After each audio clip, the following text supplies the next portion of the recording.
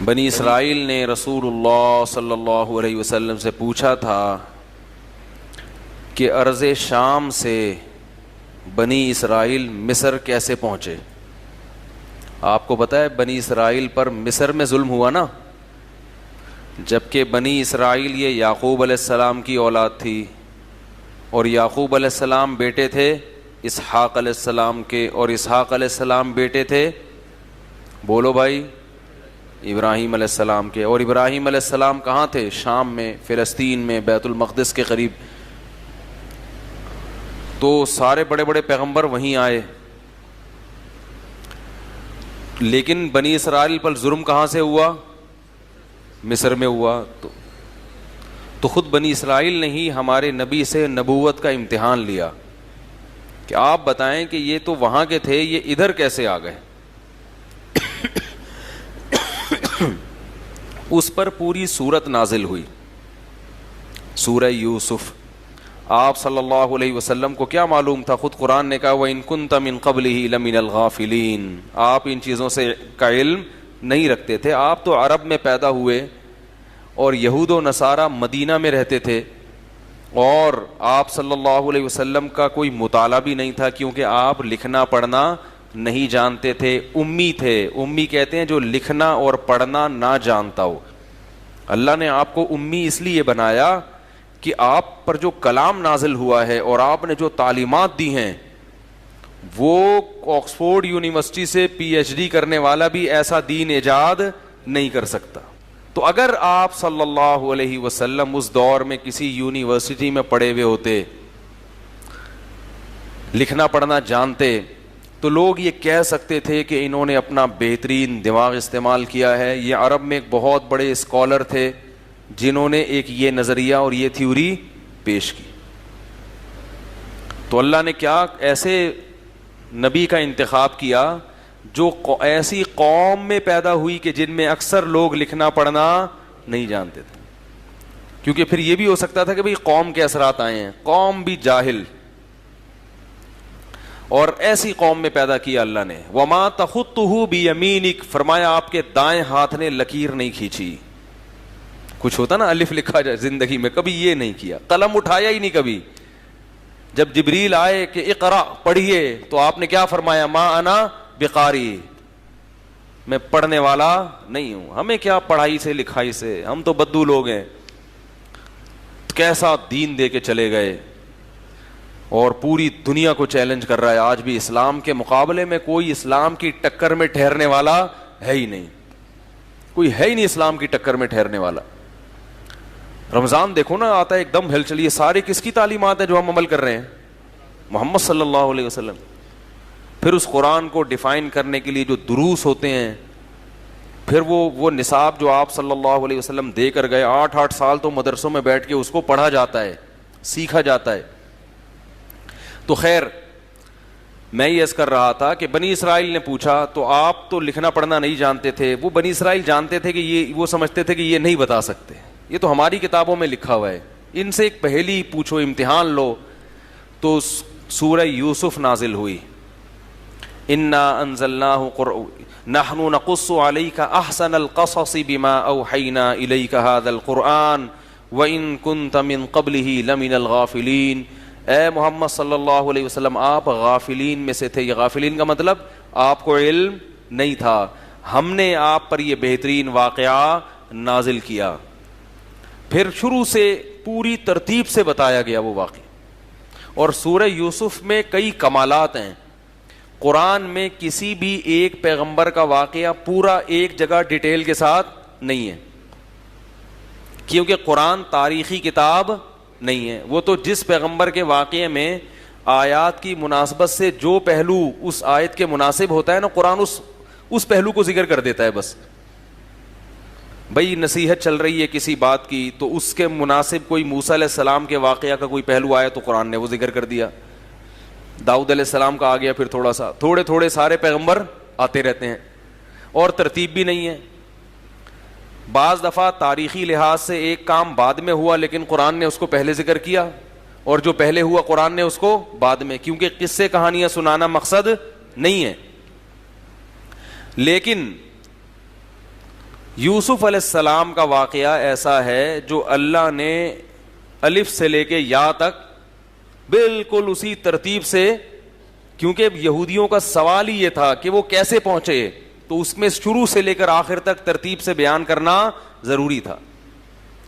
اور یہ بھی کہ یہ پوری سورت ایک ہی مرتبہ میں نبی پر نازل ہوئی ہے، تاکہ یہ شبہ نہ ہو کہ معاذ اللہ کہیں سے پوچھ کے تو نہیں بتا رہے یہ. ٹھیک ہے نا. اول تو یہ جس خوبصورت انداز سے قرآن نے سورہ یوسف کا واقعہ بیان کیا ہے، یہ کسی سے پوچھ کے اتنا خوبصورت انداز میں بیان کرنا ممکن ہے ہی نہیں. نقل تو نقل ہوتی ہے نا. وہ جو پھرے میں بیٹھے ہوتے ہیں نا امتحانی ہال میں، وہ ان کو اگر کوئی آپ پرچی پکڑا دے نا کہ بھئی اس کو نقل مار لو، تو اس کو یہ نہیں پتا ہوتا یہ پیراگراف جہاں سے شروع ہو رہا ہے تو اس میں تھوڑا سا پہلے اپنے الفاظ ڈالنے ہیں، وہ وہیں سے ویسے کا ویسے ہی چھاپ کے آ جاتے ہیں. ایسا ہی ہے نا. وہ ویسے کا ویسا ہی، جیسے وہ ایک شخص سے پوچھا نا کہ نیوٹن کا دوسرا قانون بتاؤ، تو اس نے کہا مس آخر سے یاد ہے، پورا قانون یاد نہیں ہے لیکن آدھا یاد ہے آخر سے. اس نے کہا چلو پورا نہیں تو آدھا ہی سنا دو. کہتا ہے and it is called Newton's law. وہ ہوتا ہے نا پہلے پوری ڈیفینیشن آتی ہے، آخر میں آتا ہے and it is called Newton's law. تو یہ رٹا تو یہی ہوتا ہے. اس میں کیا اسباق ملتے ہیں قرآن نے اس کو بھی بیان کیا.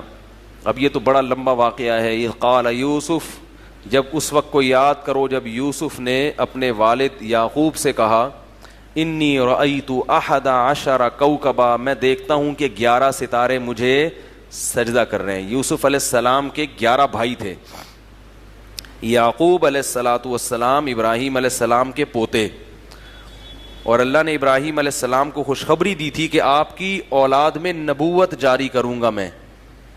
تو یعقوب علیہ السلام کی 2 بیویاں تھیں، ایک سے حضرت یوسف علیہ السلام اور بنیامین پیدا ہوئے، اور دوسرے سے باقی بھائی پیدا ہوئے. تو یہ والی جو زوجہ تھیں یا تو یہ نیک زیادہ ہوں گی، ان کے بطن سے اللہ نے زیادہ نیک بچے پیدا کر دیے. تو یہ جو ان میں یوسف علیہ السلام تھے، ان کے بارے میں حضرت یعقوب کو امیدیں تھیں کہ اس بچے میں کچھ ایسی صلاحیت کے آثار لگ رہے ہیں کہ یہ میرا والی وارث بنے گا، اور اللہ نبی کس کو بنائیں گے؟ اس کو بنائیں گے. اور پھر ایک دم یوسف علیہ السلام کو بچپن میں بہت ہی اچھا خواب آ گیا کہ 11 ستارے اور سورج اور چاند مجھے سجدہ کر رہے ہیں. ادھر یعقوب علیہ السلام کے جو دوسرے بھائی تھے وہ ویسے ہی ان سوتیلے بھائیوں سے کیا کرتے تھے؟ حسد. سوتیلے نہیں تھے یہ، باپ شریک بھائی تھے. سوتیلا تو الگ سے ہوتا ہے، لیکن بہرحال بالکل ویسے نہیں تھے جیسے ماں اور باپ کا سگا رشتہ ہوتا ہے. اس پہ ایک تھوڑا سا چٹکلا بھی بتا دوں آپ کو. ایک صاحب مجھے کہنے لگے، مدینہ منورہ میں بڑے عالم تھے، وہ مجھے کہنے لگے آپ ہر وقت 4 شادیوں کی بات کرتے ہو، دیکھو یعقوب علیہ السلام نے 2 شادیاں کی تھیں، تو سوتیلے پن کی وجہ سے بھائیوں نے کہاں ڈال دیا؟ کنویں میں. یہ ہوتا ہے 2 شادیوں کا نتیجہ، بولو بھائی یہ ہوتا ہے. وہ دوسری بیوی سے تھے یوسف علیہ السلام نا، اچھے والے ایک اولاد ہوتی، نہ کوئی جیلسی، آپس میں ہنسی خوشی زندگی گزارتے. میں نے کہا شکر ہے آپ یعقوب علیہ السلام کے وقت میں موجود نہیں تھے، ان کو مشورہ دے دیتے تو پھر یعقوب علیہ السلام کو یوسف جیسا پیغمبر نہ ملتا. نہیں آ رہی بات سمجھ میں؟ میں نے کہا یہ اس کے نقصانات بھی ہیں لیکن اس کی برکتیں بھی ہیں. اور دوسری بات میں نے کہا کہ پیغمبر کا عمل خود حجت ہوتا ہے، پیغمبروں کے عمل میں عیب نہیں نکالا جاتا. اس سے پتہ چلتا ہے کہ اس دور میں بھی سوکنوں کے جھگڑے اور بچوں میں گڑبڑیں ہوتی تھیں، اس کے باوجود پیغمبر کیا کر رہے ہیں؟ 2 شادیاں. تو پیغمبر کے عمل سے تو خود دلیل پکڑی جاتی ہے، نہ کہ پیغمبروں کو سکھایا جاتا ہے کہ یہ نتیجہ نکلا وہ نتیجہ نکلا. سمجھ میں آ رہی بات؟ تو وہ کیونکہ اولاد ملتی ہے نا، بڑا فائدہ کیا ہے؟ اولاد تو ملی نا، وہ آپس میں پڈوں کا تو حل ہو گیا، لیکن اولاد کی کثرت جب ملتی ہے تو اس میں کوئی نہ کوئی ایسا اللہ کام کا نکال دیتے ہیں جو آپ کی آخرت کے لیے بیڑا پار کرنے کا سبب بن جائے. اس لیے اولاد کی کثرت مطلوب ہے. تو اچھا یہ بھی آپ کو بتاؤں, یعقوب علیہ السلام کا جب بیٹا گم گیا تھا نا, تو اس دوران امام احمد ابن حنبل فرماتے ہیں کہ یعقوب علیہ السلام نے مزید نکاح بھی کیے ہیں پھر. سمجھ رہے ہیں بات کو؟ تو انبیاء کرام, خواتین بیان سن رہی ہیں ناراض ہو جائیں گی, بس اتنا کافی ہے. وہ کہتے ہیں کیا ہر وقت لے کے بیٹھا رہتا ہے. تو یعقوب وہ جو تھے, یوسف علیہ الصلوۃ والسلام نے بتایا کہ میں نے خواب دیکھا 11 ستارے سجدہ کر رہے ہیں. تو یعقوب علیہ السلام سمجھ گئے کہ یہ خواب معمولی نہیں ہے, یہ اللہ تعالیٰ اس میرے بیٹے کو نوازنا چاہتے ہیں. اور یہ بھی بتا دیا کہ یہ خواب بھائیوں کو مت سنانا, تمہارے خلاف تدبیریں کرنا شروع کر دیں گے. اس سے پتہ چلا کہ جس سے ذرا سا بھی حسد کا اندیشہ ہو, اپنی نعمت اس کے سامنے بیان. لوگ بڑی شو بازیوں میں لگے رہتے ہیں, ابے تجھے پتا ہے میں نے یہ گاڑی خریدی, ابے تجھے پتا ہے میں نے بحریہ ٹاؤن میں پلاٹ. بھائی ہر آدمی خوش نہیں ہوگا آپ کی باتیں سن کے. بہت سے بولیں گے یار ہم بھی تو پٹیل پاڑے میں بیٹھے ہوئے اور یہ بحریہ ٹاؤن پہنچ گیا. وہ دل میں اس کے نفرتوں کے جذبات پیدا ہوتے ہیں. تو انہوں نے بتا دیا کہ نعمت کا اظہار ان کے سامنے مت کرنا. اس سے بھی پتا چلا کہ اگر بھائی کے دل میں جیلسی ہے تو اس کے سامنے بھی زیادہ شو بازی, جب بھی اس سے ملو ایسے ہی ملو جیسے تمہارے پاس کھانے کو روٹی بھی نہیں ہے. سمجھ رہے ہو نا, تاکہ وہ ترس کھا کے جیب سے 50 روپے نکال کے تمہیں دے دے. ورنہ سب بھائی ایسے نہیں ہوتے. جس میں اگر حسد ہے تو پھر اس کے ساتھ ایسا مسئلہ ہے. تو اللہ تعالیٰ نے پھر وہ کیا ہوا ہے کہ یعقوب علیہ السلام نے بتایا کہ مجھے لگتا ہے کہ اللہ جو ابراہیم علیہ السلام اور ان کی آل اولاد پہ اللہ نے نعمت کی تھی نا, وہ اللہ کس پہ کرے گا, تمہارے ذریعے سے مکمل کرے گا. میں نے ایک دفعہ اس موضوع پر مستقل بیان کیا ہے کہ اللہ نے جہاں بھی کسی بڑی شخصیت کو نوازا ہے نا, تو نیک اولاد دے کے نوازا ہے. اولاد کی اتنی بڑی ویلیو ہے اسلام میں, پیسے دے کے نہیں کیا, نیک کیا دی ہے, اولاد دی ہے. تو اولاد بہت اہم چیز ہے, اور آج کل لوگ اسی کے روکنے میں لگے ہوئے ہیں کہ نہ ہو. تو یہ آخرت میں پتہ چلے گا کتنا نقصان ہے اس کا. خیر, تو بھائیوں نے پروگرام بنا لیا, ان کو تو خواب کا پتہ نہیں تھا پھر بھی جلتے رہتے تھے. تو ایک دن بیٹھ کے تنگ آئے, کہنے لگے کہ ابا جتنی محبت اس سے کرتے ہیں اتنی محبت ہم سے نہیں کرتے, جبکہ ہم طاقتور ہیں, جوان ہیں, ابا کے زیادہ کام آ سکتے ہیں. اور پھر انہوں نے پروگرام بنایا کہ اس بھائی کو کنویں میں پہلے تو پروگرام بنایا قتل کر دو, پھر کہا نہیں بھائی ابا سے دور کرنا ہے نا, تو قتل کی کیا ضرورت ہے, کنویں میں ڈال دو, کوئی مسافر آئے گا اٹھا کے بازار میں لے جا کے. اس زمانے میں غلاموں کی خرید و فروخت ہوتی تھی, جس کا کوئی والی وارث نہیں ہوتا اس کو غلام بنا کے بیچ دیتے تھے لوگ. تو لے جا کے کنویں میں ڈال دیا. قرآن کہتا ہے کہ ایک قافلہ گزرا پانی نکالنے کے لیے, یا بشرا ھذا غلام, بڑا خوش ہوا کہ یہ تو خوبصورت بچہ ہے. لے جا کے جلدی سے دیکھا کوئی دیکھ تو نہیں رہا, اور مصر کے بازار میں لے جا کے اس کو جلدی سے جان چھڑانے کے لیے کم پیسوں میں فروخت کر دیا, اس لیے کہ کہیں اصل مالک نہ آ جائے, تو جان چھڑاؤ. فراڈی لوگ ہر دور میں ہوتے ہیں کہ بھائی کوئی دیکھ تو نہیں رہا, کسی کی گھڑی ملی ہے دیکھ تو نہیں رہا, بس پہنا دو کسی کو. تو وہ یوسف علیہ السلام اس طرح بازار میں, چھوٹے تھے اس وقت, فروخت ہوتے ہوتے کہاں پہنچے, بادشاہ کے دربار میں پہنچے. بادشاہ نے کہا ہم اس کو اولاد بنا لیتے ہیں, اولاد نہیں ہوگی اس کے, یا اس کو خدمت کے لیے رکھ لیں گے. وہ اس وقت چھوٹے تھے. فلما بلغ اشدہ, اللہ فرماتے ہیں جب جوانی کو پہنچے ہیں, تو یوسف علیہ الصلوۃ والسلام کا جو حسن تھا نا وہ معجزہ تھا. معجزہ کسے کہتے ہیں کہ جس کی کوئی سائنٹیفک لاجک نہ ہو, سمجھ رہے ہیں, یعنی ایسا کام جو اگر آپ اس کے اسباب تلاش کریں گے تو اسباب اس کے وہ اللہ کی کلمہ کن کی قدرت سے ہوتا ہے. نہیں یاری بات میرا خیال. بھائی موسیٰ علیہ السلام لاٹھی کو زمین پہ پھینک کے سانپ بن جاتی تھی. پوری دنیا کے سائنسدان اس بات کو تسلیم نہیں کریں گے کہ لاٹھی کیا بن سکتی ہے, سانپ. جادوگروں نے جو لاٹھی زمین پہ پھینکی تھی, قرآن کہہ رہا ہے وہ سانپ نہیں بنی تھی. یخیل الیہم, لگ ایسا رہا تھا کہ سانپ بن گئی ہے. جادوگر نظر کا دھوکہ کرتا ہے, چیزوں کی حقیقت کو تبدیل نہیں کرتا. اس پر میرا ایک مستقل بیان ہے, کیونکہ یوٹیوب پہ کلپ آنا شروع ہو جائیں گے کمنٹس کے, نہیں ہو جاتی ہے, تو پورا میرا مدلل بیان ہے کہ جادو سے کسی چیز کی حقیقت تبدیل نہیں ہوتی. اس میں ہمارے ہی بعض اکابر اس طرف گئے ہیں کہ حقیقت چینج ہوتی ہے, تو میں نے ان کے دلائل کے جوابات بھی اس بیان میں دیے ہیں, اور دوسرے ان اکابر کا حوالہ دیا کہ جو اس کو نہیں مانتے ان کے دلائل مضبوط ہیں. تو موسیٰ علیہ الصلوۃ والسلام کا جو لاٹھی کا سانپ بننا تھا اس کی کوئی لاجک, بس وہ اللہ نے بنا دیا.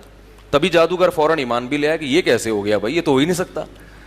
تو یوسف علیہ السلام کا جو حسن تھا وہ کوئی وجہ نہیں تھی. جیسے ہوتا ہے نا انسان کی خوراک اچھی ہوتی ہے تو پھر اس کے چہرے پہ ایک رونق آ جاتی ہے وغیرہ وغیرہ. یہ معجزہ کہتے ہیں کہ ایسا کام کرنا جس سے دنیا کیا ہو جائے, عاجز, یعنی تصور سے بالا تر. تو اللہ تعالیٰ نے آپ کو بطور معجزے کے حسن دیا تھا, ایسا حسن کہ آپ اس کا معجزہ کا تو مطلب یہی ہے کہ آپ اس کا تصور کر ہی نہیں سکتے, اس کو ڈیفائن نہیں کر سکتے آپ. کتنا زیادہ حسن تھا, ہمارے نبی صلی اللہ علیہ وسلم نے اس کو سمجھایا ہے. فرمایا کہ جب میں معراج میں یوسف علیہ السلام سے ملا تو میں نے دیکھا کہ اس کائنات میں اللہ نے جتنا حسن تقسیم کیا ہے نا انسانوں میں, ان میں سے آدھا اکیلے یوسف علیہ السلام کو ملا ہے. یعنی جتنے حسین مرد اور عورتیں دنیا میں گھوم رہے ہیں نا, یہ اس آدھے کو تقسیم ہو کے یہ ناکیں اور آنکھیں اور پلکیں لگی ہوئی ہیں جا کے. سمجھ میں نہیں آ رہی بات. اس پہ یہ اس تقسیم ہونے کے بعد کتنے کروڑ ارب حصے ہوئے ہوں گے نا اس حسن کے. تو ذرہ ذرہ آیا ہے لوگوں کے حصے میں جس پر وہ اتنا اتراتے پھرتے ہیں. کوئی فلم کا ہیرو بن گیا, کوئی ہیروئن بن گئی, کوئی کہہ رہا ہے مجھے بھی ماڈلنگ کے لیے رکھو, کوئی کہہ رہا ہے کہ مجھے جناب, وہ ہر آدمی کا اپنا ایک وہ ہے کہ وہ اپنی ماڈلنگ کر رہا ہے, کوئی پوز بنا رہا ہے, کوئی بنیان اتار کے گھوم رہا ہے. ٹھیک ہے نا, بس نہیں چل رہا کہ شلوار اتار کے گھومے ان لوگوں کا. تو ایسے پاگل ہو جاتے ہیں جن کو تھوڑی سی وہ مل جائے نا, کوئی تھوڑی سی. تو یہ سب اس آدھے حسن کو جو تقسیم کر کے اللہ نے دیا نا, اس میں سے کیا ہے کروڑواں حصہ. یوسف علیہ السلام کو اکیلا کیا ملا, آدھا اللہ نے یوسف علیہ. معجزہ تھا کہ دیکھو یہ خود سے نہیں ہو سکتا, یہ انسانوں کے بس کی بات نہیں ہے, یہ اللہ کی طرف سے کیا ہے, سلیکشن ہے. اب ظاہر اتنے خوبصورت کڑی الجوان جب جوانی کی دہلیز پہ قدم رکھا تو قرآن میں آتا ہے کہ جو بادشاہ کی بیوی تھی وہ ان کے اوپر عاشق ہو گئی اور دروازے بند کر کے برائی کی دعوت دی. پیغمبروں میں 40 مردوں کے برابر قوت ہوتی ہے, کوئی بھی پیغمبر کمزور اور ابھی جوان ہوئے ہیں. تو آپ سوچیں کہ یوسف اور بادشاہوں کی بیویاں اکثر خوبصورت ہوتی ہیں. بادشاہ لوگ کبھی بصورت عورت سے نکاح, یعنی قوم کی بہت ہی خوبصورت ترین عورتوں سے نکاح کرتے ہیں وہ. تو قرآن کے الفاظ دیکھو جو قرآن بتا رہا ہے, وَلَقَدْ هَمَّتْ بِهِ وَهَمَّ بِهَا. فرمایا دل میں خواہش یوسف کے بھی پیدا ہوئی اور اس کے تو تھی. تو اب سوچیں کہ اتنی قوت, ایسے جذبات اور چاروں طرف سے دروازے بند, کوئی روک ٹوک کرنے والا نہیں. اور یہ بھی ڈر ہے کہ اگر بھاگے تو الٹی تہمت لگا کے رسوا کر دے گی. ایسی شدید آزمائش میں یوسف علیہ السلام کو جب اس نے گناہ کی طرف بلایا ہے تو کیا کہتے ہیں, معاذ اللہ, اللہ کی پناہ, انہ ربی احسن مثوایا, وہ میرا رب ہے کنویں سے نکال کے اس نے مجھے محل میں ٹھکانہ دے دیا. انہ لا یفلح الظالمون, ایسے ظالموں کو کامیابی نہیں ملتی. کیسے جرم کر لوں میں. دیکھو یہ بھی تو کہہ سکتے تھے کہ ڈلوایا بھی میرے رب نے کنویں میں ہے بھائی, اور میں تو مسافر ہوں, میں نے تو بڑی ٹینشن میں زندگی گزاری. جب گناہ کرنا چاہتا ہے نا انسان, شیطان اس کو 100 راستے دکھا دیتا ہے. آج لوگ یہی سوچ سوچ کے شرابیں بھی پی رہے ہیں اور زنا بھی کر رہے ہیں کہ مجبور ہیں, ڈپریشن ہے ایکچولی, آج کل نیند نہیں آتی, ایکچولی ٹینشن اتنی ہو گئی ہیں, یہ ہو گیا ہے, شادیاں مشکل ہو گئی ہیں تو زنا کی طرف جاتے ہیں. اللہ نے اس واقعے میں بتا دیا کہ اگر کوئی گنجائش ہوتی تو سب سے پہلے کس کے لیے ہوتی, یوسف علیہ السلام کے لیے. ان کو تو نکاح کا بھی دور دور تک امکان نہیں تھا نا, اجنبی ملکوں میں کون رشتہ دیتا ہے.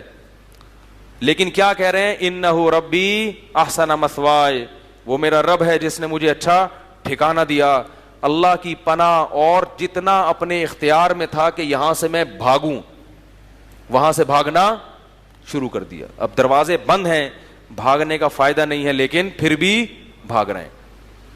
یہ اللہ تعالیٰ تاریخی واقعہ نہیں بتا رہے, یہ بتا رہے ہیں کہ زنا معمولی جرم بولو بھائی نہیں ہے. اور یہ بھی بتا رہے ہیں کہ یوسف علیہ السلام جوان تھے, دل ہر ایک کا کرتا ہے برائی کرنے کا. بعض لوگ کہتے ہیں نا دل اتنا چاہ رہا تھا تو برائی کر لی. بھائی دل اگر چاہنا ختم ہو جائے گا تو پھر ثواب نہیں ملے گا. مرد ہے تو دل تو چاہے گا, دل کی خواہشات پہ کیا رکھنا ہے, اللہ کے لیے پاؤں, تبھی اللہ پھر نوازیں گے اس کو. میں اکثر بیان میں ایک بات کہتا ہوں نا کہ جس کو زنا کا موقع ملا, میں نے کئی واقعات سنا ہے اس پر, ابھی میں ریپیٹ نہیں کروں گا, جس کو زنا کا موقع ملا نا اور وہ بھاگ گیا, اس کو اللہ نے دنیا میں بھی بہت نوازا ہے, آخرت میں تو اللہ بہت ہی نوازیں گے. حدیث میں آتا ہے اب خاص لاکھوں کروڑوں لوگوں میں سے اس کو بلا کے اپنے عرش کے سائے میں جگہ دیں گے کہ یہ وہ نوجوان ہے جس کو موقع ملا تھا, کوئی روک ٹوک کرنے والا نہیں تھا, مگر میرے خوف کی وجہ سے یہ اس برائی سے رک گیا.